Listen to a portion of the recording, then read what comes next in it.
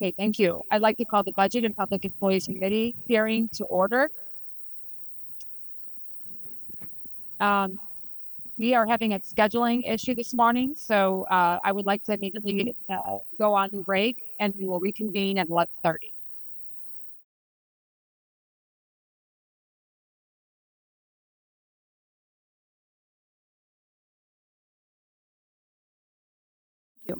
Okay, I'd like to reconvene the Budget and Public Employees Committee hearing. Madam Clerk, would you please call the roll? Alderman Boyd. Present. Alderman Oldenburg. Present. Alderwoman Velasquez. Present. Alderwoman Sanye. Alderman Aldrich. Chair Spencer. Present. Alderwoman Sanye. Alderman Aldrich. We have 4 present. Thank you, Madam Clerk. We have just one item on our morning, and that is Board Bill number 1, our city's budget. Before us today, we have the Recorder of Deeds, followed by the Office of Violence Prevention, and then going into SEMA. We'll start out with the Recorder of Deeds here this morning. And just by way of reminder, speaking to the microphone, but most importantly, introduce yourself, any staff members you have, if you don't mind giving the committee a brief overview of your budget, and then going into the budget. We're kind of going with the line item detail here as a reference point, and then we'll take a few questions. Recorder, you've been here before, so good morning. Thank you for being here. It should be green. There's a button on the side. Is good enough? That is excellent. Still good? Yes. Good morning, everyone. Good morning, Alderman Spencer, Alderman Aldridge, everyone online, Alderman Boyd, Velasquez, and Oldenburg. Thank you for the Budget Committee for seeing me today. I'm Recorder of Deeds Michael Butler. Our office administers marriage licenses, birth, death, real estate records for the city. I'm joined by the Chief Deputy Recorder, Lucinda Frazier, and our Human Resource Manager, Tim Person. Our office is also a fee-generated office, providing vital records, land recordings, and archival documents to the public. Our division preserves those and provides public access to those personal and property records. And the office accepts filings which affect title in commercial and personal property. Then we digitize and microfilm all those documents so they can be retrieved by citizens in the future. Our FY25 revenue estimate is about $3,561,000, and we currently have 34 full-time employees. Going into our line item budget, we are requesting a budget of $3,286,701. Most of that line item is for salaries for regular employees, for those 34 full-time employees, totaling about $2.1 billion.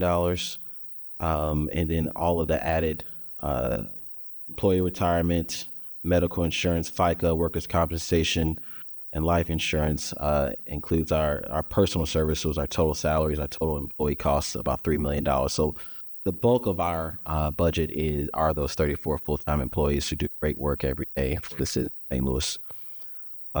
We do have an office supplies line item for $25,000. That line item includes the purchase of office supplies through Office Essentials. Of course, we work directly with the city for a supply division to purchase items, paper, writing utensils, toner, ink cartridges, envelopes, and etc. Cleaning supplies for the office, and writing pads and tape and things of that sort. Red tape. Next, another large line item within our budget, our office services, $218,000 is the bulk of the other amount other than salaries. That amount goes towards our reimbursement to the state government for birth, death, and marriage certificates. We pay a variable rate for each birth certificate that we pull from their system, and then we charge a fee to citizens that pays for that helps pay for the rates. We have to pay them for every single individual birth, death, and marriage certificate. We We file, comes out to thousands of dollars as we do. As you see in your over 40,000 of each of those a year. Hold on, isn't 40,000? Let me get that number correctly. 46,000 death certificates issued, 42,000 birth certificates, and then 2,500 marriage licenses issued. So about 80 something thousand documents that we have to pay back to the state, and on top of that, we also pay our software provider, Fiddler Technology Services, through that office services line item. Some of these are self-explanatory. Small amounts for education and training service, 3,000. Travel out of town, 2,000. Transportation, which is mostly our parking passes that we reimburse our citizens for, 2,000. Membership fees to our Recorders Association of Missouri, 1,000. Internal services, $500, and then to pay for our surety bond payments. These are bonding of our employees, $1,500. Once again, totaling a budget of $3,286,000. Thank you, Mr. Recorder. Those stats that you just read off, would you be able to share them with the committee? I think it's interesting to kind of think about, or to kind of look at just the volume of deeds reported. It would be helpful, I think, for us as this committee has kind of taken a deep dive into population growth, the lack thereof here in the city. In particular, sort of like looking at the birth certificates and death certificates that are new on an annual basis, I think would be helpful just for us to understand kind of our general population, and maybe those marriage licenses and the turnover in properties. You record all of the property deeds, is that right? Correct. So just kind of having an idea, an understanding of sort of the volume of various deed activity would be helpful, just as we kind of take a look at where our city's going. We'd be glad to. Okay, thank you. Your budget, it looks like, is very flat. And your proposed budget is almost precisely equal to that was what was requested, with the exception of some discrepancy in the retirement plan, which I assume is just a calculational issue. So with that, certainly you're not going to be advocating for any additional budget, because you're getting exactly what you asked for, Mr. Recorder. So with that, I'll turn it over to the committee for questions. In order of seniority, starting with my vice chair, Alderwoman Boyd. I have no questions. Thank you for your service and coming to present to us today, sir. Thank you, Alderwoman. Alderman Oldenburg. Thank you, Chairwoman. Recorder, thanks for coming today as well. I don't have any questions. I just really want to compliment you on modernizing that office. I know you came into it with dust stacked up pretty high in the corners of those walls, and you really have modernized it and brought it into beyond the 21st century. I know I get compliments from constituents on behalf of the ease of receiving documentation from that office. So I just really want to compliment you and your staff today on that. Thank you so much. It really means a lot. I'll let our staff know as well. Alderwoman Velazquez. Thank you. I have no questions. Just wanted to echo my colleagues and just saying thank you for the service that you provide. Thank you, Alderwoman. Thank you. Alderwoman Saunier. Same thing. I don't have any questions. Just thank you for being here today, for giving us this budget presentation. Also, like, your staff is extremely responsive, so I wanted to compliment them as well. I think Recorder of Deeds was one of the more mystery offices in the first year, but every time I reached out and asked questions or called or uplifted things from constituents, your office responds very quickly and promptly, and very detailed as well. So I want to make sure I thank you and let you know that that's how they're operating. Very good to know. Thank you, Alderwoman. Alderman Aldridge. Thank you, Madam Chair, members of the committee. They always save the best for last. Right. I mean, this is probably the easiest budget out of all the ones we looked at. I had said it's boring because it's pretty straightforward, which is like good in government, right? So also I noticed, like, for the last several years, you've had 34 employees where you've asked for. you continue to feel that. We don't see that in government. A lot of different departments, can't actually fill the office. So y'all doing something right over there with people either wanting to stay or I know it's some new people. Maybe one person have replaced me, but keeping that office, to the level of T where it need to be to make sure it runs efficiently. As you know, Recorder, I appreciate all the work you do. You have a great staff. Your deputy recorder, Miss Lucinda Frazier, and also Tim Persons. They do great work. Like Alderman Oldenburg said, you really modernize that office. We had a different department talk about how brittle some of the documents is. I know the recorder office carries a lot of historic documents, also marriage licenses and things that is important to people, family. But it's very old and they've fallen apart. But I know you have tried to take the time to put it in a place where people can actually see it, and hopefully it doesn't get destroyed. And also how you've been intentional about the heritage months that you've been having. I think we just recently had Asian American Pacific Islander month. And you're always reaching out to all the people. I know Pride Month is coming up, which and Alderman Shane Cone will working with your office supporting that. But that's just something. I mean, you have the Recorder Lounge where people can actually come and use the computer and get the information. It's a office that I think a lot of other county offices should be looking at to try to implement and also replicate, because you're doing a lot of great work over there. So thank you for all you do. Thank you, Alderman Aldridge, and thank you for your previous service.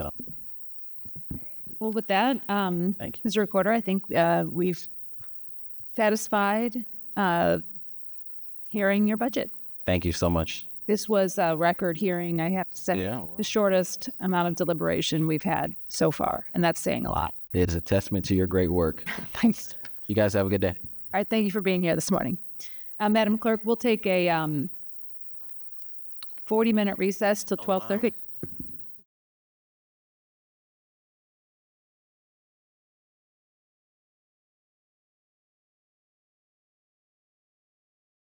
I'd like to reconvene the Budget and Public Employees Committee hearing. Madam Clerk, if you could just make note, Alderwoman Sonier is present. Noted. Thank you. She didn't make roll call, so I just want to make sure she was counted in. Okay, thank you. And with that, we can proceed. Our only order of business today is Board Bill number 1, budget.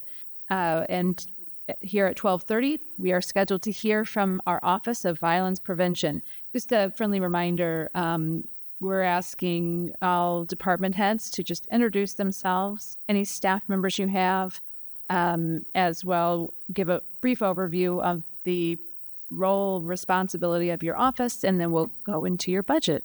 If you don't mind, Director Pinckney, you can join us here at the podium. Good afternoon. Thank you for being with us today. Cool. That's my name with I think maybe your mic is not on. Click the button till it's green. It should be green. If you don't mind pressing the little button there. There we go. Can you hear me now? Oh, yeah, there we go. Yeah, there we go. Good afternoon. My name is Wilfred Pinckney. I'm the Director of the Office of Violence Prevention. The Office of Violence Prevention's main function is to create a ecosystem, what we call a violence reduction infrastructure in the city and within neighborhoods within the city. And we do this in partnership with communities, right? So we believe there are certain things that need to be present to ensure that we can reduce violence and create safe and healthy communities. So in creating that infrastructure, basically what we do is we fund organizations, and our goal is to break down silos to make sure that organizations and communities and government is working together to make sure we're providing for the basic needs and to make sure we raise awareness around violence prevention and intervention efforts within the city. Thank you, Director. And just for a little history here, the Office of Violence Prevention is a fairly new office within city government. Can you walk us through how long the office has been around, how long you've been in the role, and kind of the funding sources from a general sense? Sure. And by the way, I'm sorry, I did forget to introduce Breton Delaria, who is our new public information officer for the Office of Violence Prevention, who's joined me today. Okay, So the office was created by ordinance in July of 2022, which means it's a permanent part of the city structure. It is a division within the Department of Public Safety. Originally, when the office was created, it was actually just myself, and the funding that was attached to the office at that time was $10 million in ARPA funds. There was a lot of work going on around within communities around violence prevention, so funding that had already been allocated through a couple of pots for that work, and they were being appropriated and distributed through the health department at the time. So there was money, and I don't remember the exact board bills, I'm sorry, but there was money put through board bills for $5.5 million for behavioral health. There was another $5 million that was put forward for community violence intervention funds. As I said, when the office was first created, it was $10 million in ARPA funds. So it was basically funded through ARPA funds in the beginning. As we moved past the beginning of the founding of the office, we were able to move some lines that were in the health department.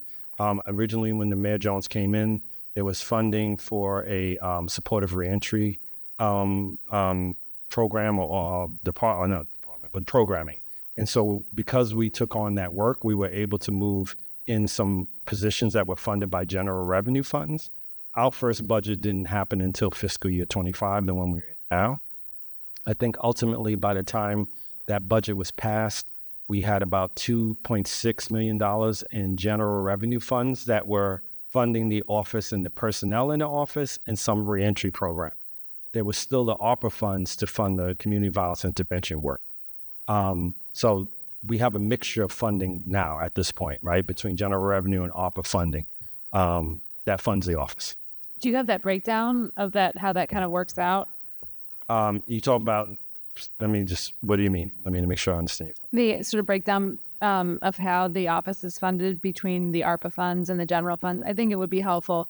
As you pointed out, ARPA funds are kind of a one-time shot, and we want to make sure that the work that we're doing here or contemplating has a path forward. And if it doesn't, or there's some question there, we need to be aware of it and certainly be mindful as we kind of discuss the budget moving forward. Sure. So if we're looking at your budget, Director, we've got a total budget. The department total for fiscal year 25 as proposed appears in the line item detail to be $7.5 million. So it's actually more than that. So our funding was moved. There's a $6.4 million increase in our funding from fiscal year 24 to 25. Our funding for fiscal year 25 will come out of local use tax funds. And so the breakdown of the funding outside of personnel is most of that $6.4 million is going to go to 5 different programs that we run that are currently being funded by ARPA funds. And to your point, we're trying to create sustainability for those programs. So we'll move them to being funded by these use tax funds. What's really confusing, Director, or what appears to be confusing, at least for me, from this vantage point, is that we are looking at our city's budget, but your office is also funded with ARPA funds. Correct. Not necessarily included in it. Do you have those figures, or is this part of your presentation? Am I jumping ahead here? If you... No. This is fine. The presentations would speak more generally. I didn't put numbers in the presentation because I knew you had the budget. So your question around what ARPA funding is being spent through my office, I would say we are spending that $10 million or what's left of the $10 million that was originally appropriated when the office was created. We also are spending down $3.6 million in ARPA funds. We just entered into 13 contracts and awarded 13 contracts for youth programming funds. So there's a $3.6 million pot. We are also finishing within that $10 million. I talked about those 2 original pots of funding that were used to fund that crisis response work and the CVI work. So the remaining part of those funds, which we spent all of them, would have been moved. Anything remaining would have been moved into that general CVI $10 million pot. All of this stuff I know is on the ARPA portal and is in the spreadsheet that they have for each division around what ARPA funds they have and which ones they've spent. So I didn't bring that with me, but that is something that does exist. And I know our financial analyst isn't here, but sort of the breakdown in all these funding sources and the expenditures is confusing to kind of think through. without having some kind of visual understanding of where the funds are coming from and where they're going. Correct. It sounds like you've got it all in your head, which is But it's also in excellent. that spreadsheet too, by the way. So But we've got the ARPA as one, and then and then what's going on here. Is there anywhere the funding for the entirety of the department is collected into one sort of document where we can see how the Office of Violence Prevention is funded both from the general fund, the ARPA funds, and then where those funds are going? I mean, we can create that. I think because of the way that the ARPA funds are separated generally within the city, there's two separate places where that information exists. But if that's something that the committee would like, we can put it all in one place. I think that would be really, really helpful. I know many of my colleagues aren't here today, but the Office of Violence Prevention and the function of preventing violence is so vitally important to our city's success. Mm-hmm. It would be enormously helpful to understand how the office is functioning right now from a budgetary perspective, in particular because so much of the funding is from ARPA. And we need to understand what, in a general sense, is being funded from the general fund. And if we were to move forward with the same activity, what hole the ARPA funding is going to cause in the activities that your office is participating in, so that we can either plan for it or understand what that transition would look like. So perhaps I don't want to put an undue burden on you or your staff, but if you could just point our staff to your budget as organized here from the general fund, the ARPA funding, and kind of combine them so we can kind of see the overall budget for the office and the overall activities for the office, that would be very helpful. Sure, that's not a problem. And just one thing to add to it, I don't know if it's on the back page. I know you mentioned the 7.5, but there is two use funds that we are funded through. See the back page right there on your left hand? No, right there on your left hand. I think it's your left hand. The page that they're on, see that right there? The back side of the page you're looking at now. It should show another 1.5 million potentially. I have, I'm looking at page 253 in the line item. Oh, you have it. I'm sorry. Yeah. What page are you on? I'm on page 253, Office of Violence Prevention, and we have a subtotal here, and then actually on the department total page, the request. It's a little bit confusing because we have the request is 9.2 million, but the proposed budget is 0. But that is because that is out of the general fund. If you flip over to page 255, we've got a department total proposed budget out of the use tax fund, as you pointed out, of 7.5 million. And then if you flip to the last page, which is the special fund, another 1.5 million. I think that's to what you're referring to. Yes. Okay. So that would be a total budget of around $9 million out of the use tax fund, the special fund, and then of course you've got some ARPA funds out of that 10 million that you're still spending. Okay. Correct. So I just wanted to point out that stuff on page 256 because I heard you say 7.5. So. Yeah, thank you. No, it is a little bit confusing because we Yes. have 3 funds. The general fund, which appears to have 0 allocated to the office, That's the right. use tax, and then the special fund. And the special fund, the 1111 is another 1.5 million for professional services. Okay, so then the professional services of 5 million here, and the 1.5 is a total of 6.5 million. That is, I'm presuming, contracts that you're awarding to. The 1.5 will be for contract. Professional services will be for the contract. And that's in addition to this $5 million in contracts. Correct. Okay, from the use fund. Correct. So that's that $6.4 million increase. Okay, and those are partnerships with. Community organizations. So, we currently last year we had 33 contracts.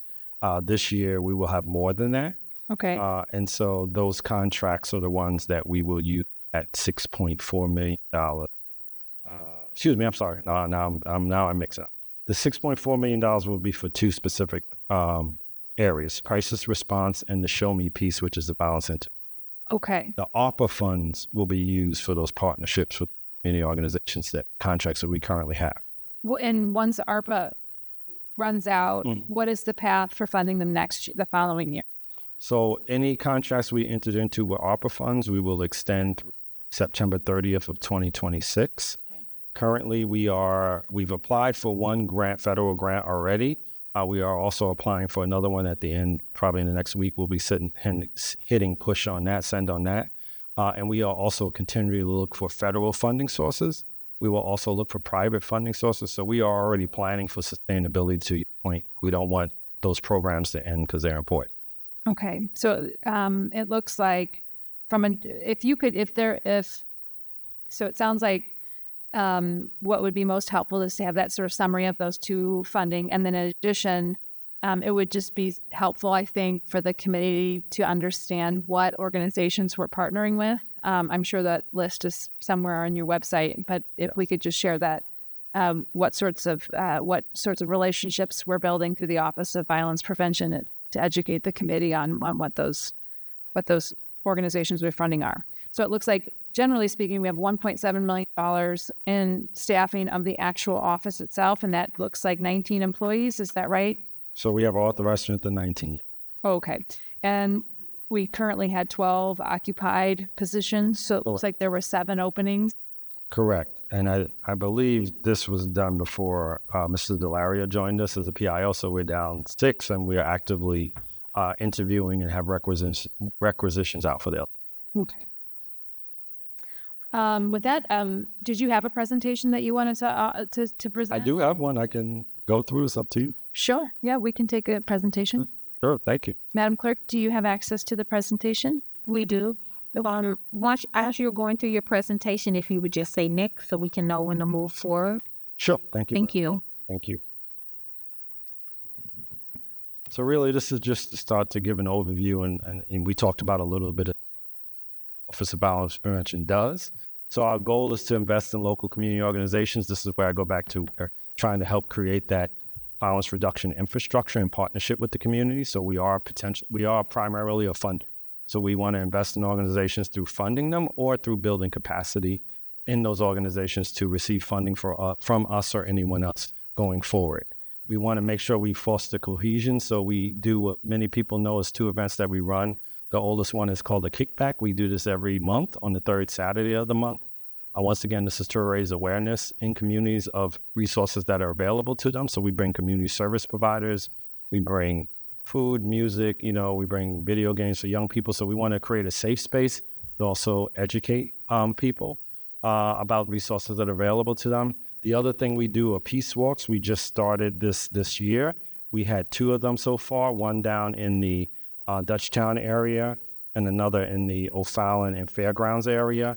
And the peace walks are important because this is where we work with community to pay tribute to those who have lost their life to violence or have been impacted by violence, provide support to the survivors and their families, and to strengthen our resolve and the resolve in that community to create a safer and healthy neighborhood. And so those are something that we are going to continue to ramp up. We're doing them every other month, right? But that's an important part of what we do. And then the other thing is breaking down silos. We're trying to bring together community organizations, but also city agencies. So I think in the kickbacks, we've had only over 30 organizations that have taken part, and some of those have been city agencies. So we want to make sure we're partnering with city agencies to do the best we can to reduce violence, but we're also making sure those agencies are connected with community organizations and with residents to raise awareness. Next.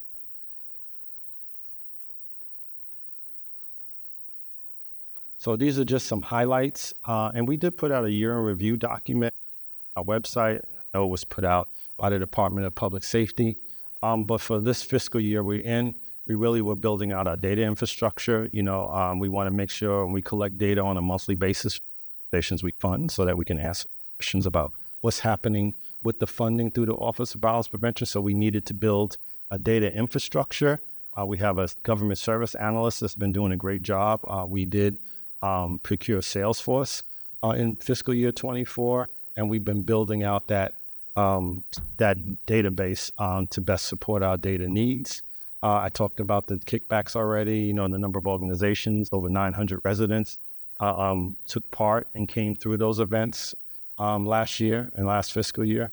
We also are strengthening our own organizational capacity, through our hires, through working with national partners, and we have a grants consultant we work with so we can make sure we can sustain the work of the office. We do have performance measures that we're building out. In fact, the University of Missouri St. Louis Criminology Department recently received, or in the last fiscal year, received an NIJ grant to do an evaluation of our office and the work. So they're helping us build our outcomes, but we do have our own outcome measures. And a lot of the work we were doing is really about establishing a baseline so that we can best then communicate how we are improving. We record referrals because we want to make sure people are getting connected. We do make sure that people are connected to services. So it's about making sure people are getting the help they need and organizations providing for that. Next. The budget overview, we really talked through this already, the differences in the budgets, and most of that is the movement of some of that work that was funded through ARPA and grant funding to a more stable and sustainable funding source, which those use tax funds. So that's the Show Me Peace work and our crisis response work. And we did ask for an additional staff person because we're going to need that for the amount of work we do in terms of engaging with community. Next. Our operational approach for how we were going to spend the funds. We're going to continue to invest in our own infrastructure, in getting Salesforce. Some of the funding is going to go to that licensing that we have to maintain to have that Salesforce system. We are going to be moving into the Killock building at some point when it is completed. So there are funds that we will be using in the current upcoming fiscal 25 budget. I talked about us building the staff. We added that one position, but we also we work with the personnel department to change one of our positions into a community engagement position. So as we do more of the kickbacks and the work in the community, we have somebody that can help us with those relationships and make sure those events go off in partnership with community. We're going to increase, as I said, the number of organizations we fund, so the dollars that we have in our budget will go to increase those service offerings and to ensure collaboration. And we do work to build the capacity of our own partners, but by providing data support, by working with partners to provide support if they need help with budgeting, data, or any of those other things. Next.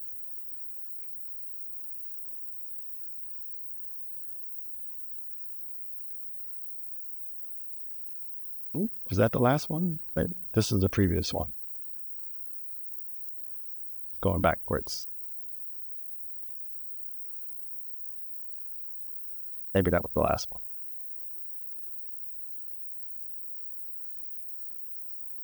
But that was the last slide.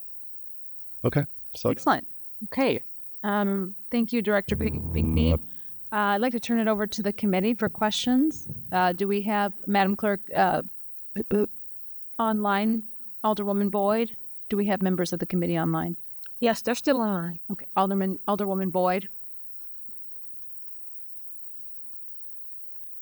She was there before we started. Alderman Oldenburg messaged that he had questions beyond the ones I had already asked. Alderwoman Velazquez. I think Alderman Oldenburg is on. That he didn't. I had no questions. The chairwoman asked. I was mostly concerned about the ARPA dollars and how they infuse into the budget. That was addressed. So I appreciate it. Sorry for assuming you had questions. Thanks. I don't actually have any questions either. Thank you. Alderwoman Saunier.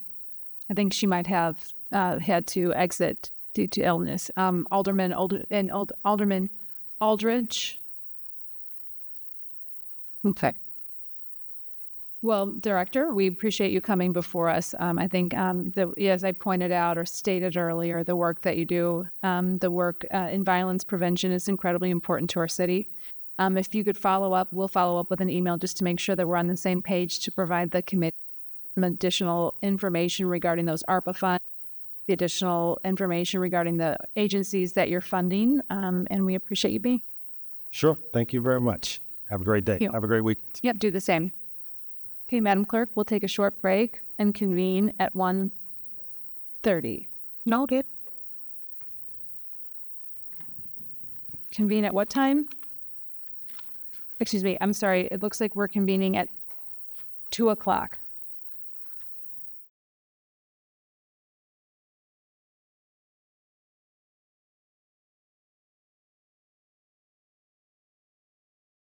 Madam Clerk, I'd like to call the Budget and Public Employees Committee hearing back to order. Noted. We may. All right. Okay. Today is this afternoon we are continuing our meeting from this morning. One thing, let's see. I did forget to do the approval minutes, but I don't believe we have quorum. So, Madam Clerk, can we please make note of that, and we'll move the approval of the meeting minutes from yesterday to tomorrow, or till next week. Well, actually, we didn't. We do the minutes every week for the whole week, but I didn't see any minutes. On our agenda this morning. There are meeting minutes from May 29th. But I just want to make note that we no longer have quorum, so we'll push that to next week. Okay. Thank you. Today, this afternoon, we're continuing the meeting called this morning. We have just one item on our agenda, of course, and that is Board Bill number 1, our city's budget. And this afternoon, we are hearing our last meeting of the week from SEMA. And so the City Emergency Management Agency, of course, just as a friendly reminder, we're asking department heads to introduce themselves, any staff members they have with them, give a brief overview of your department, and then we'll go through your budget. All right. Thank We you can for handle being that here today. Thank you. So I'm Sarah Russell. I am the Commissioner of Emergency Management, a division of the Department of Public Safety. With me today, I have our grants manager, Kristen Capps-Jones, and our administrative assistant, Bridget McKenna. I think it's worth mentioning our former employee, Carletta Fielder, is here. We still rely on her as our fiscal manager for DPS. Thank you. So to give you a brief overview of SEMA, are we waiting on the presentation? Okay, I can still. So we do have a presentation, and I'm going to give you a very high-level overview because we do have so much that falls under our purview. So it's very high level.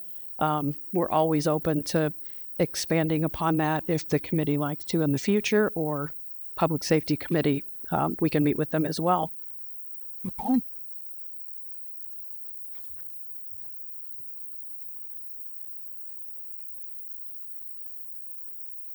We're trying to get it up.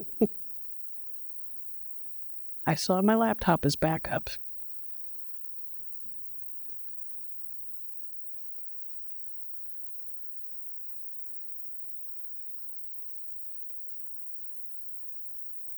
Here we go. And once you start your presentation, if you wouldn't mind, could you just say next? Absolutely. Thank you. We can go to the next one, please.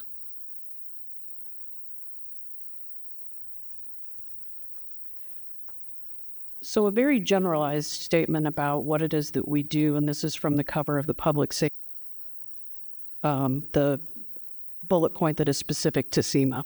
We prepare the city's government, emergency responders, private agencies, and residents to prevent, respond to, and recover from disasters and other emergency events. Next slide. For a little bit of reference, from the period of time between 2017 and 2021, the average time between a $1 billion weather or climate disaster was 18 days. If you've watched the news recently, you've seen that some of those are a little bit less right now with some of the severe weather activity that's been going on. Next slide, please. As I said, this is going to be a very high-level overview. We have three main goals in what we do in emergency management and within the Department of Public Safety, and that is to save lives and reduce suffering, protect property, critical infrastructure, and the environment, and to reduce economic and social loss. And how we do that is where we get into a lot of different nuanced areas. So again, this is going to be relatively general. Emergency management has 5 mission areas: prevention, mitigation, preparedness, response, and recovery. So we work within each of those phases with different combinations of partners to further our preparedness and our resiliency through programming. Another thing that's important from us and what people probably most know us for is as the public alert and warning authority for the city. If you were listening on Sunday, you received a lot of our work, texts, sirens, phone calls, and the likes. We will try whatever means we need to reach people so that they have information and can make good decisions. Next slide. And I did provide a handout that's a little bit easier to see than the slide will be, but this just gives you a further and more visual explanation of some of the things that we monitor to tell what status the city is in and what impact to services an incident may have. So these are the FEMA community lifelines. And real briefly, they show things like critical infrastructure, hazardous materials, water systems, safety, food, shelter, and health and medical. Next slide, please. One of the key issues that we have at SEMA, and I know that this has been a theme throughout a lot of the presentations that you've been hearing, but honestly, we're kind of the OG on this. We've been short-staffed by design for many years, so now we're experiencing kind of a cascading effect with our partners being short-staffed as well. So I believe on Sunday, when we begin our next pay period, SEMA should be fully staffed for the first time since the COVID-19 pandemic. Thank you. That's amazing. And it's worth mentioning, we don't have Sam, our emergency management specialist, here today with us, but you've got the bulk of our emergency management specific staff here. And if you're already on the next slide. The interesting thing to note is I was the only staff member who's been with SEMA since before the COVID-19 pandemic. So we have a very fresh staff. We have a great staff. And if we go to the next slide, I will, of course, like to take a moment to thank those who are in the room and those who are not in the room. This is our current SEMA org chart. So we do have a position that's being filled next pay period. We do have Sam, who's our emergency management specialist, and not to deflect or take away from the ladies with me today, Bridget and Kristen, but Sam is what I would refer to as an operational boots on the ground emergency management person. You will see that he's the only such person on this chart. So Sam and I have responsibilities and tasks that we can do that other people on this staff cannot.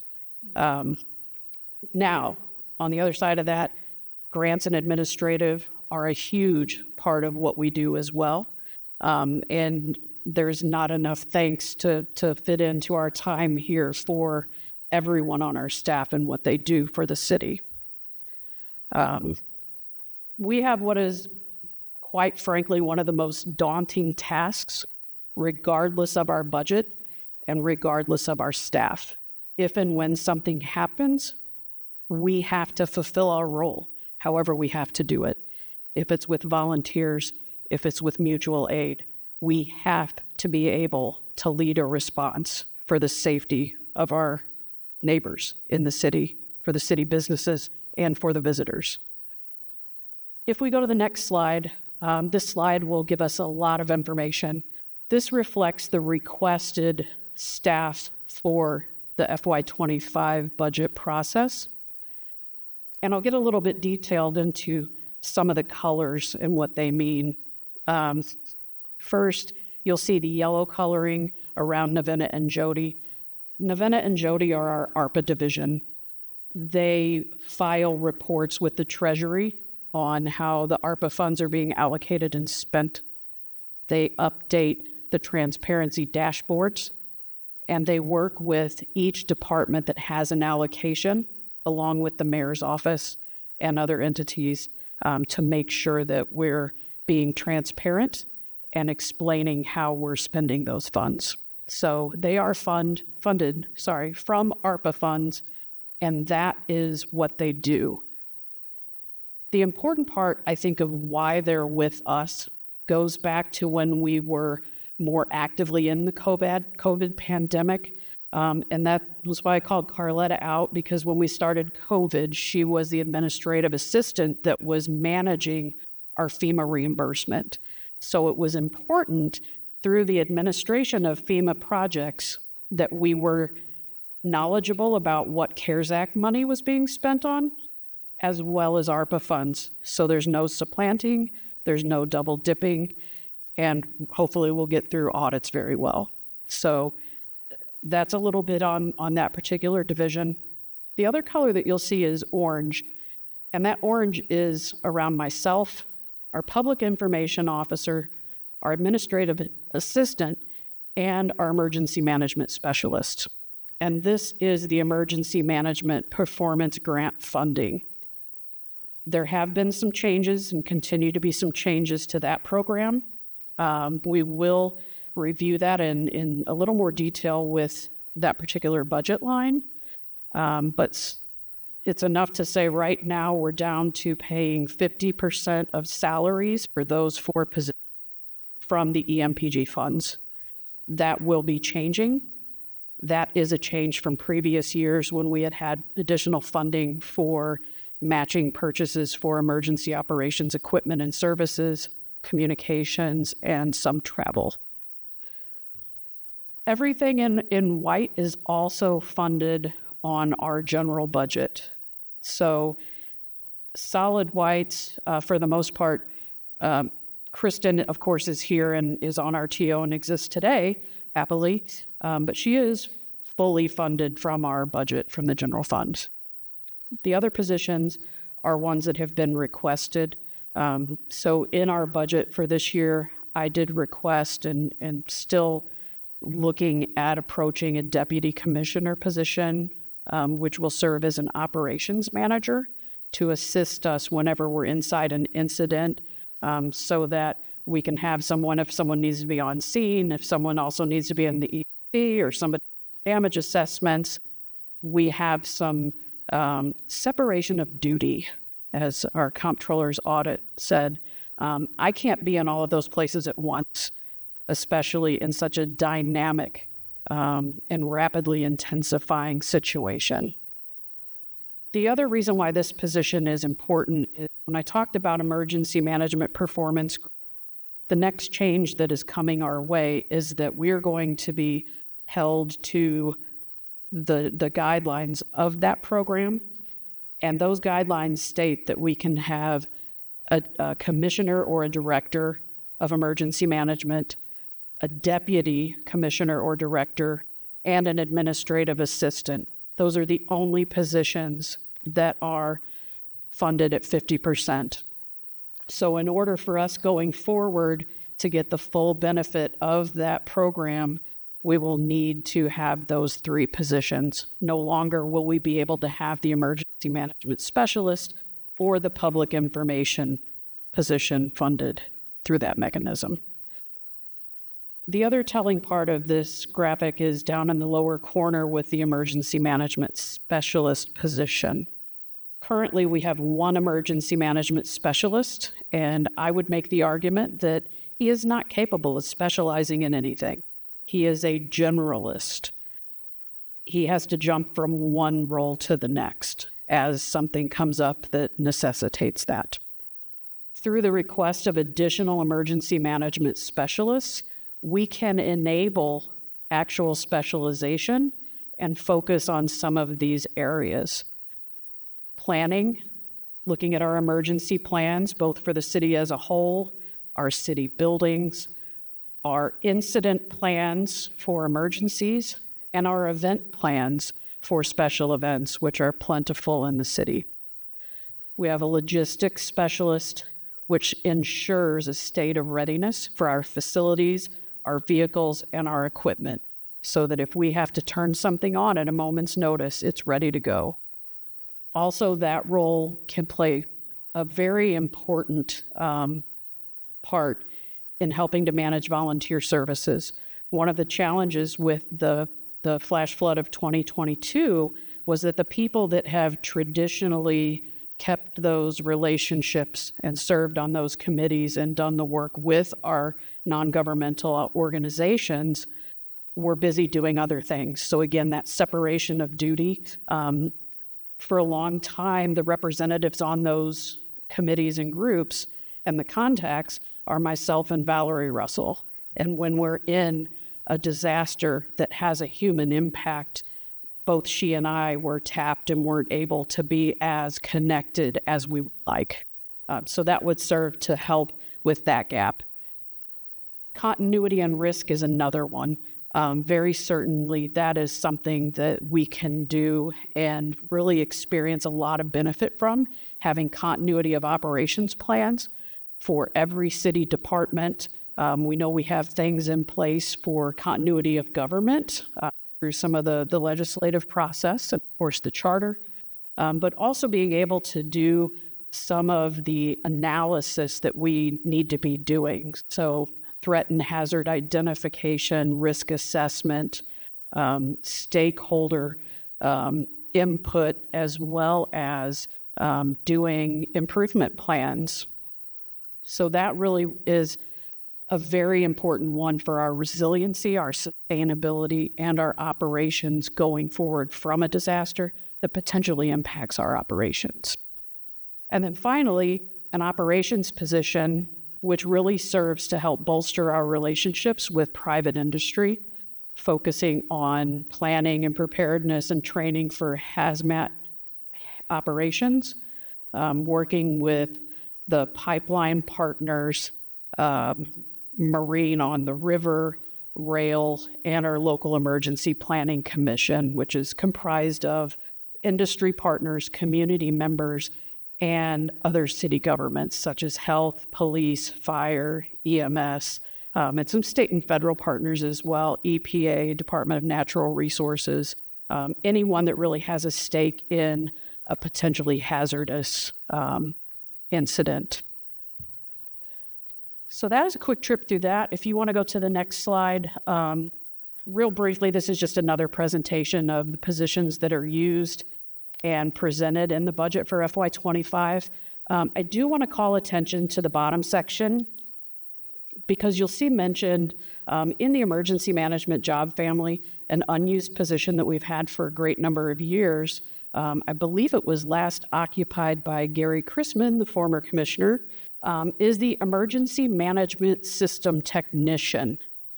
Now, I know that sounds like, well, what is that? But we're spending a lot of money to replace our outdoor warning siren system. This is the person who has previously been dedicated to work on that system, make sure it's maintained, do preventative maintenance, ensure batteries are changed, and do any troubleshooting and silent testing, as well as field inspections for that equipment. So there is a potential that we'll see that request to kind of revive that and fill that in the future, depending on how the maintenance is organized for the new system. That is something that I absolutely do not want to be without when we have a new system, as we were with the old system. We have still been reliant upon our partnership with the Streets and Lighting Division to change batteries and literally press a button that lights up lights to tell us what is functioning and what is not. So again, very important. I do want to jump back if I can just for 1 second. I did skip the GIS and graphic designer position on the previous slide. We can stay on this one though. GIS is incredibly important for emergency management.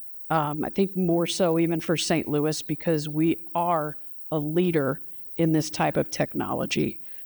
We're the home of NGA. We have a number of industry development opportunities for people using GIS, using AI, using machine learning to look at problems and plan in different ways. And we should absolutely be benefiting from that.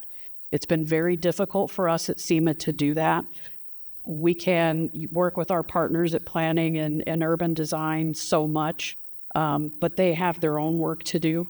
And that can not always coincide with us being in an emergency and needing a visual on, hey, where did all that flood water go? Not only for in the incident that we're in, doing damage assessment, it really comes down to working smarter and not harder, being able to do mapping for floods, simulating disasters as we train both internal and external partners, being able to do resource management. In the flood of 2022, we sent people out with pencil and paper. We commandeered the neighborhood improvement specialists and anybody else that could hit the ground. I think we had police recruits and a number of other people out with clipboards going door to door. And this particular incident was citywide. Literally, I think every ward, every neighborhood was touched. We're trying to get as good of information as we can. But if you do it on paper, you've got to bring it back. Somebody's got to upload it. Somebody else has got to crunch it and manipulate it so you can make it visual and give it to somebody to try and go out and meet whatever needs they have. By being able to do this from a GIS and geospatial perspective allows us to have a tool that's digital. We can send somebody out with a tablet. We can put it on a website. So if you're savvy, you can go to a website, put in your damage assessment, and you've done the work for us. And we know that everybody can't do that, but that already starts to paint the picture for us. And as people are more comfortable and more trained in being able to do that, that's going to make all of our work a lot easier and really enhance our situational.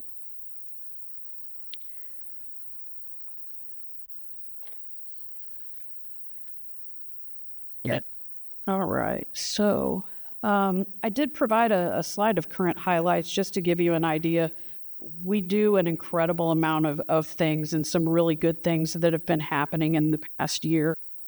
We've really expanded our partnerships in directions that we haven't been going in a long time. We have a state and local cybersecurity grant that we have been awarded with ITSA as a partner to enhance our cybersecurity. This is going to be buying equipment for, I believe, some switches to replace some dated equipment. The total project for that will be $247,897, and that should be coming to the Board of Aldermen at some point in the near future for your partnership as well in helping us to accept those funds. Next, we have a project that we're working on with the Treasurer's Office of Financial Empowerment. We have been given an award of first year $75,000 for an emergency financial empowerment grant. And that will be a program where we can develop mentors that can provide services to people impacted by disaster who need help in navigating the financial impact upon them. That is a huge gap that will really make a big difference in the equitable way that we're able to approach those who have survived a disaster. So it's very exciting. We've had a lot of really good conversation with that. I will mention we have been active with the CDBG DR funding with CDA, and I know you've heard about that, so that's all I'm going to say. We've been working with the strategic land use update and Air Collaborative programming, which is a partnership for emergency preparedness and resilience within emergency management and the arts community. And both of those are partnering with the Planning and Urban Design Agency. And then finally, in the grant list, we're still working on our hazard mitigation grant program from the 22 floods. And I did pull away Kristen and Bridget, who have been working on that pretty solid for 2 days, to come here with me. So I appreciate that. But just as a testament, I've spoken to before, disasters take a very long time and recovery is extra long. So yes, we're still working on recovery from 2022, and it is at an amount that 2 solid days at a time. So the next day are just some interesting things to mention. We have 2 large exercises coming up in the city of St. Louis and the St. Louis region this summer. We have a U.S. Army exercise that we're hosting primarily in the city of St. Louis. It is formerly known as their Dense Urban Terrain exercise, where they test the capabilities that they have to assist our local civilians during emergencies. So they're going to come in and play what they would do on the 3rd day of a catastrophic earthquake. So we have a number of other exercises planned around the region that play on the day that would be the earthquake and the days leading up to and following the day 3 scenario that they're doing. The Hunter Seeker is another large-scale exercise that has to do with some really nasty things and test and train the capabilities of our professional responders. And finally, there's a short list of some additional projects that we have going on. Sam has been working to put together a SEMA Faith Alliance, and we did bring a few flyers about that. And he will be a single point of contact for members of the Faith Alliance to help with planning and public outreach, things specific that may interest congregations, planning for safety and security of worship times, activities within those organizations. So that's really exciting. That's the first of several alliances that we're looking to start. The idea being that each of those community segments will have a single regular contact within emergency management. We have been working, I know some of you have probably participated in our emergency management ambassador program here in City Hall. We've really revamped and relaunched that last summer here in City Hall, and we're working to do the same thing in 1520 Market now, and then we'll push that out to other city facilities as well.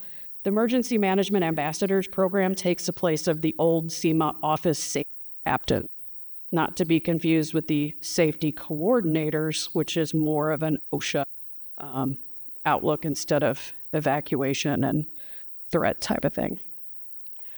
We do also have underway a development program for an internship program with City Emergency Management Program, where we can give an opportunity to those students who have come to St. Louis to learn about emergency, and they will likely have the position to be able to come in and learn from what we do to help expand our staff and to learn from the wealth of opportunities that we have here in St.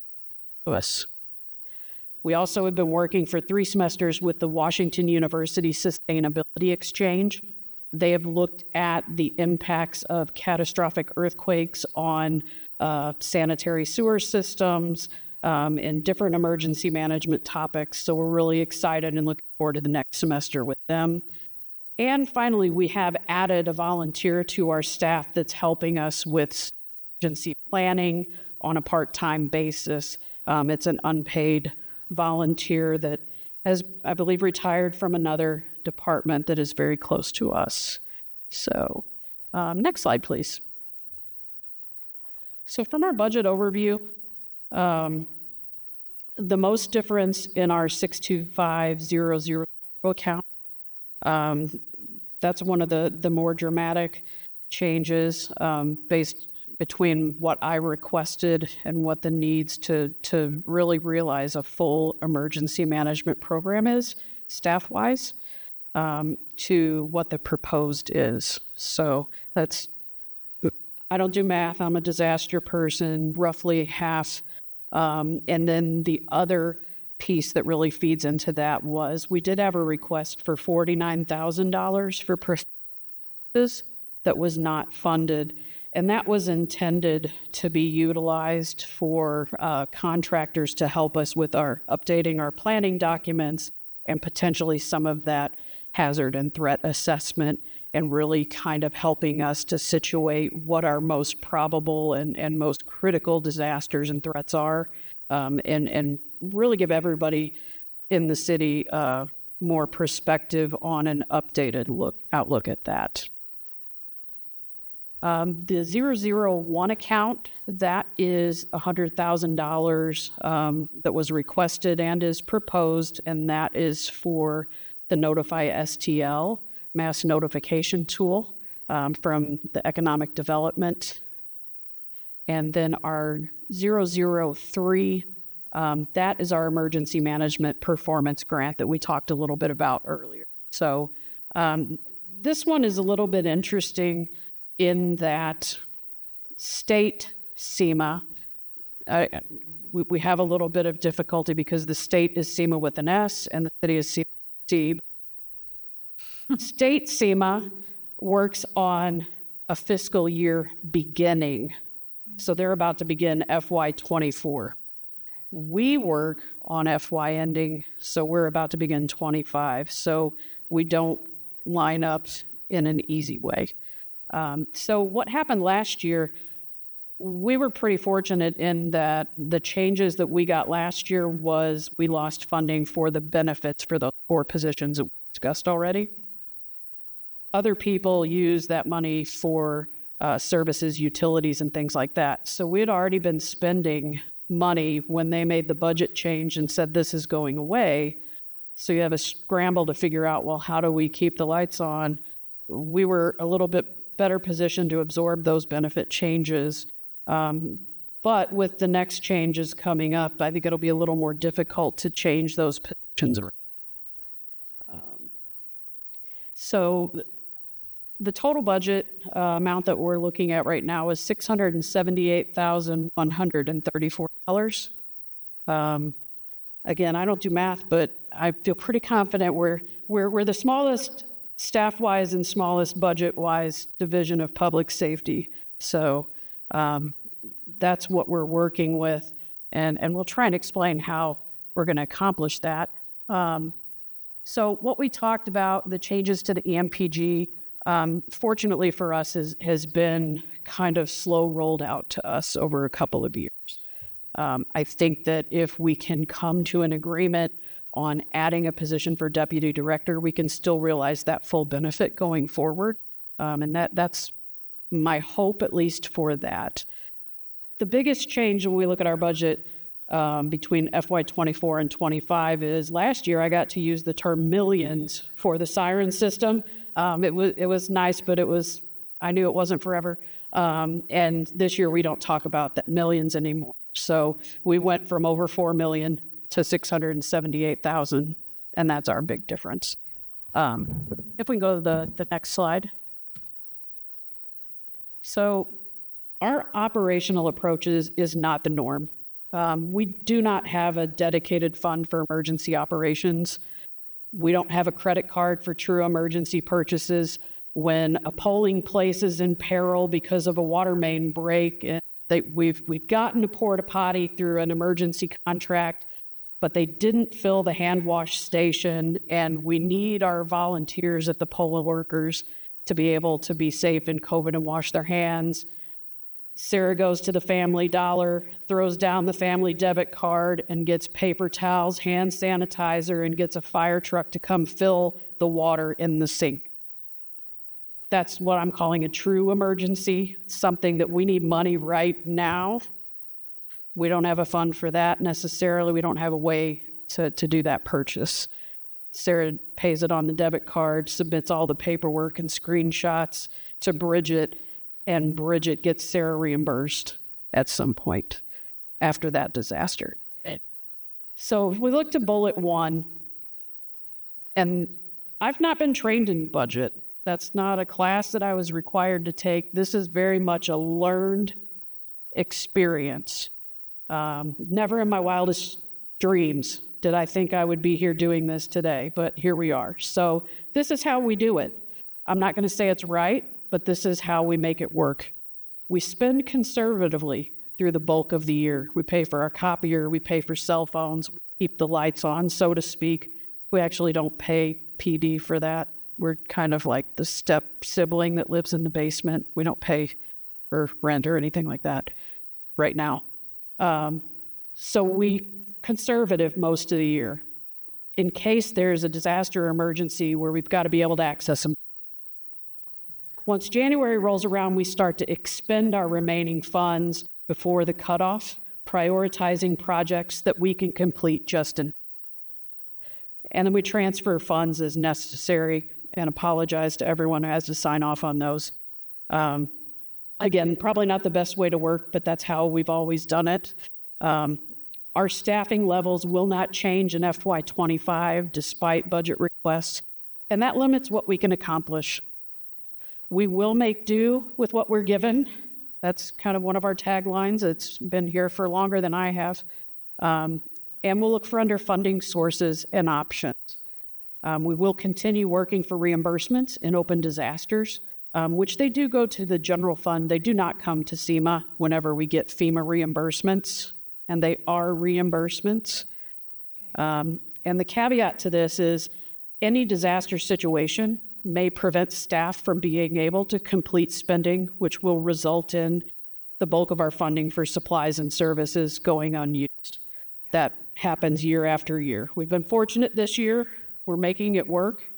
So one of the things that I really need to talk about here is the other funding opportunity sources. Of course, we want to look for grants. That's always seems to be the first thing that comes up when we have a project. Have you looked for grants?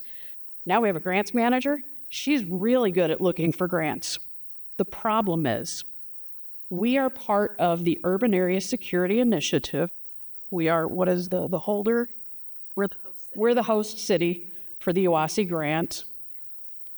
We do benefit from the UASI grant, the whole city of St. Louis, all of our first responders and health. However, that funding has steadily declined. The justifications for projects have stayed steady. Typically, I think about 14 million in requests for what is steadily shrinking, less than a couple $1 million. The projects typically have to be regional, meaning that we can't buy something that's just for the city of St. Louis necessarily and think we're going to get it through and get it funded. There's a lot of stipulations with that. The other problem is because we're part of the UASI, we're ineligible for other federal grants and grant opportunities. Commissioner, I don't mean to interrupt, but let me take a quick check. Madam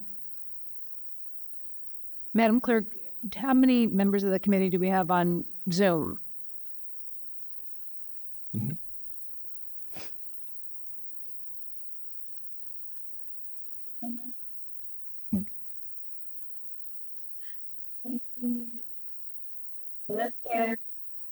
Okay. I do have one slide left. No, because Commissioner, what I want to do, and I have a hard stop in about 10 minutes. Okay. But I want to note here that you were talking about true emergencies earlier, and clearly the way you're operating this department is with true dedication.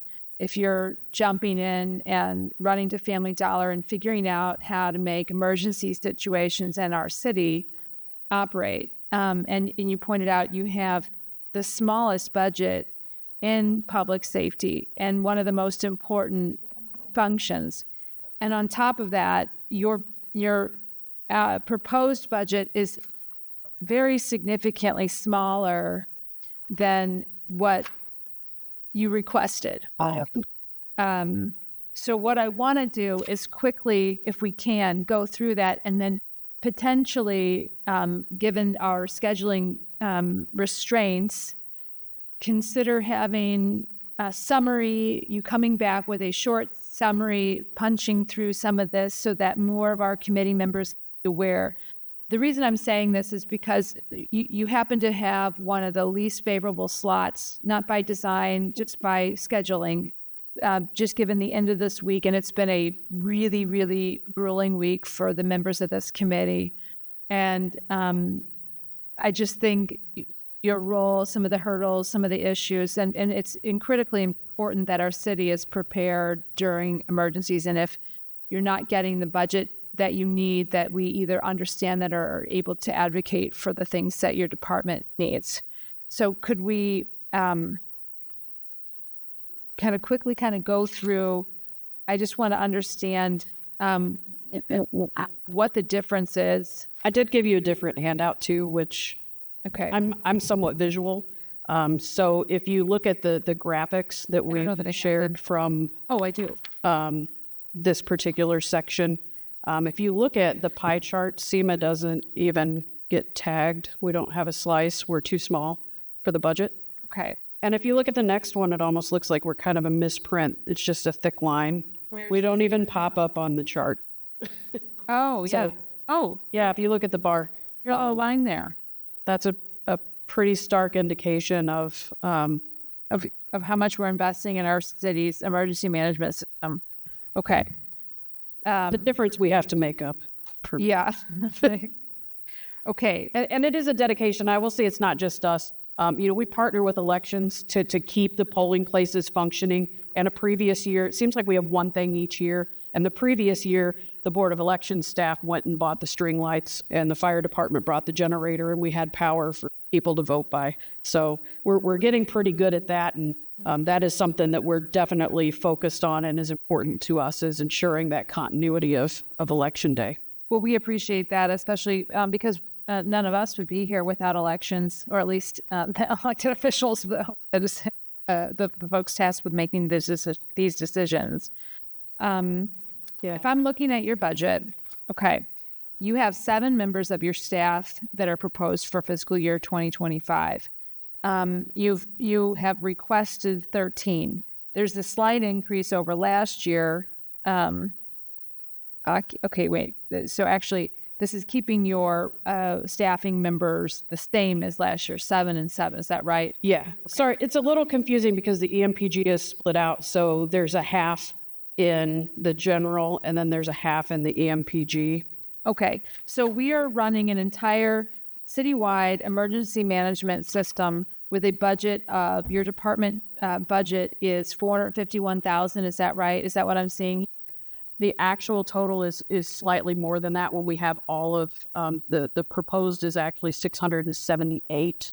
Where do you see that? Oh, is that because we've got 32. So it's combining. There's 3 different I see. Okay. funds, accounts. Okay, so we have Fund 1,000, the general fund, 451,000. Then we have some economic development sales tax, $100,000 there, and then 126 out of the grants funding. Okay, Right. So for a total of, it's hard. It is 678,134.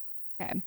What is the, and if I quickly try to digest what is missing here, it looks like obviously those 5 staff members make the bulk of Correct. the difference. Then you've got some computer equipment and some professional services, which make a couple of other big budget differences there. Right. Can you talk to us a little bit, very briefly, about how, what these additional staff members, what the most critical pieces here? You talked about being able to, have some equipment, as opposed to paper when you're out there in flooding and stuff like that. Would this 10,000 cover that sort of thing, or? We have made some improvements this year, and we are looking forward to, my last slide was, we're looking forward to the new facility. So many people have spoken about the PSAP project. Yep. Well, the PSAP/EOC project. Okay. What's EOC? Emergency Operations Center. Okay. That's what we are in charge of and where we work. So that is a combined facility. So as it's designed, we will be upstairs, and we will have a new Emergency Operations Center and offices for SEMA to be able to do and host the work that we need to be able to do. Okay. And then dispatch will be on the main floor. So that is something that we're looking forward to, and that will really help to really change completely our ability to have digitization, to provide situational awareness any day, let alone when we have a special event or an emergency. Madam Clerk, do you mind going to the last slide just so we can see what Commissioner? Yes, it's just sorry. There's one more slide, and then it's just Fly. Okay. The future, that one.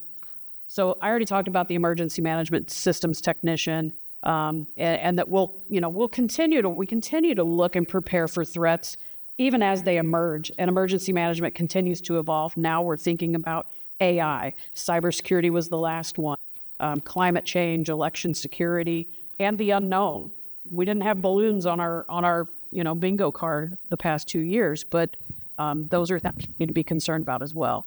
And looking forward to the new facility, so I anticipate in the next year or two that we will be having a conversation somewhere between public safety, between dispatchers and emergency management, to pay for security for our new facility. If it's marshals, if it's some other arrangement, we're going to have to secure that site. It is critical infrastructure. We will have to be able to clean our facility up, keep the grounds and landscape, maintenance of the facility, as well as the IT systems. So all of that is going to be something that's going to start to show up somewhere in the budget once that facility comes online. That's kind of the future of importance, and why I think it's so important that we start to get some movement now on these positions, so we're not looking at, oh, we really add these management specialists, and we also have to get facilities and other key components for the new facility. Why is that needed for the new facility, but not needed? Our current facility is inside police headquarters. Okay. That's been our temporary spot since the incident in Ferguson, the grand jury verdict. We moved in during that time into what was billed as a temporary space and is now about 10 years. It's essentially a conference room. My office was marked as a storage room, and we've got some sections of the break room that we use. In the flood of 2022, our EOC, the conference room, could not accommodate the people that we needed to lead the response. So we took over most of the break room that the staff in police headquarters used. We were staffed with people from our Department of Public Safety, people from the mayor's office, and some other partners able to come over and work with us to be able to fill out our incident command, lead the objectives, and start to begin the recovery to the flooding incident that happened. So it was a very challenging operation. We got a lot of feedback in our after-action review that almost every person said, SEMA needs more professional trained staff. Sarah can't do everything. We need more people at SEMA. And so it was acknowledged, and here we are. And where was, Sarah, where was that acknowledged? What was that report? It's the after-action review. It's what you do to identify gaps, the things that went well, and the things that were challenging that you need to address through process improvement. Okay. Can you share that with the committee? I think we should be able to. It's a notes formed from that meeting. Okay. But that's where we're at with that, because we're still in recovery. So we still have some notes that we're making. Okay. I think it would be helpful, certainly, and making that argument that these investments are very important and recognized outside of the department. Can you talk a little bit? One of the things we often, as alderpersons, we don't think about emergencies in general sense. The community does unless we're in one. So that's a disadvantage. But we often do get complaints about, a small component of the work you do, which is the sirens, and as well, something that has been noted is, and you alluded to it earlier, is the large number of communications during weather events, the large number of text messages and phone calls that kind of go out. Can you talk a little bit about that as far as the efficiency and making sure that you have everything you need from a technology perspective to get those sort of analog sirens going, right? But then also kind of communicating directly with residents by way of text and phone calls. Right. So I know that there were some incidents earlier in the year where people really got sick of getting calls from me. I do want to point out that I carry 2 phones and I get everything at least twice, and I'm the one typically sending it out. Okay. So there were some issues and there were some enhancements that were made. So the way that Notify STL system was set up was that we would get any new alert that was issued for the city of St. Louis. If there was an extension, we would get an update. So if we said there's a tornado warning until 6 p.m., but then it had to be extended till 6:30, that would trigger another message. If there was an update of any kind, meaning the weather service went in and changed any part of that message, it would send an update. I have since turned off the extension and the update. So you will get the new warning anytime there's a new warning. Now there could be one tornado warning, then there could be another one 45 minutes later, depending on the storm. So that's going to cut back. Mm-hmm. If someone goes in and registers on our website and sets their preferences and sets their priority, and when they get the message and it asks confirm, press this button, reply with yes. Once the system knows that it's reached you with the tornado warning, it will stop trying to contact you. That's the short, easy version of Notify STL. We do use other tools. I'm very active on Nextdoor. We use social media still. The website, the web team makes sure that the banner has the alert information on it as well. And we use NOAA Weather Radio, which is a special radio you can buy as cheap as $20. We suggest people have those in their homes because they're very loud when there's a warning that it sends out. It will wake you up the majority of the time, and it is intended to be heard inside your home and to wake you up. The outdoor warning sirens are not meant to do that. They are meant solely, and always have been, to tell people who are outside that there is a hazard and they need to go inside and get more information. The system we have today and the system we'll have hopefully by the end of next year will be the same way. I can't guarantee if you have a brand new condo in Ballpark Village that our sound is going to get through your insulation. Same with, your frame home or your historic brick home. There's no guarantees of that. It's nice if you can. I don't rely on it. I want multiple. I want everybody to have a redundancy. Okay, so Commissioner, can we kind of circling back, and I apologize because I do have a hard stop and we have another hearing scheduled for the meeting room. And I want to make sure that we have an opportunity to fully understand, or at least best under the circumstance, understand the need for your department. These 6 staff persons that are not included in your budget. Okay. I presume are the most important piece compared to the other technology piece. Okay. Absolutely. Can you provide maybe a comparison to some of the emergency management systems of other cities, so that we can understand where our staffing levels compare to other communities and their readiness, and maybe the function of what some of these folks can and should be doing, and especially as it relates to some of the most recent emergencies, particularly that flash flooding that we experienced. We all, it's fresh on our mind, and understand kind of, how that unfolded. Right. And then I will, in light of these time constraints, suggest that we try to find a time on Monday, if that's possible. I'm looking over at Isaiah right now to see if it might be possible. Say that again.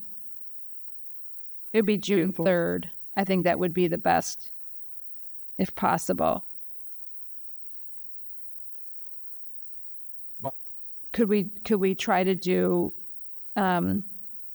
if we put them at the end of the day, we might run into that is a siren test day. So which is Monday, June 3rd at 11. Excellent. Will be a siren test. We have the street department coming back, is that correct? But they're only possibly going to do 30 minutes, right? So let's possibly do a noon or something in there, if that's possible, to try to have a shortened summary. And if possible, I hate to ask you to pivot on this, but your emergency management. So I'm flexible. You can and prepared. Yeah, literally. I think that's in my job title or my job description. Maybe we can put together a little summary and we'll help you work on that. Okay. It's really. Do you want the information on the difference on the flood response now? If possible, maybe before that hearing, and what we'll do is kind of prepare the committee for a brief understanding of that. And Isaiah, if you can remind me, you've been so generous in bringing snacks. I'll bring snacks on Monday so we can keep people here through the lunch hour, okay? Okay. We could offer, but it would probably be MREs or some really unsavory 30-year shelf-stable. Hey, those are interesting. Those are save you to the restroom. Okay. So I can paint you a very vivid picture of the morning of the first flood in 2022 in July. That morning, I was the only SEMA staff person that was in the city of St. Louis. Sam was returning from out of town from a long weekend and came in the next morning. Bridget was supposed to join us the following Monday in a transfer from DPS. Okay. The DPS staff came over immediately upon activating the EOC, and Bridget was the only person that got a desk out of the deal, and now she's not allowed to leave. So we have to supplement to a degree through our networking, through our partners from different departments. And what I opened with alluded to everybody else's understanding what it means to be short-staffed. And while I don't wish that on anybody, I don't wish it on us either, because those partners that we rely on now have another layer of, we can't free people up. Yeah. We can't pay overtime. We can't entice people with overtime. The people that we could get to come and backfill us can't come forth. And that's a challenge. Commissioner, I hate to cut you off. Is there any members of the committee that could take on given that we're going to have you back, I do have a hard stop, so I do have to end this committee hearing, but we will work to make sure that you have the opportunity to come before more members of this committee to make your case, okay? And with that, Madam Clerk, I am going to move that we adjourn. I'm going to second it because I don't think there's anybody else here. I'm going to use that. Hearing no objections. Who is? No objections. I'm still on. But Okay, Alderwoman Velasquez, would you mind seconding my motion to adjourn, given that we're going to work to get Commissioner Russell back before the committee? yes, I second that. Thank you. I And second. hearing no objections from all absent members of the committee, this hearing is adjourned, and we'll see you again next week. Thank you for being here. Thank you for the work and the dedication that you bring to emergency management of our city. That is our pleasure.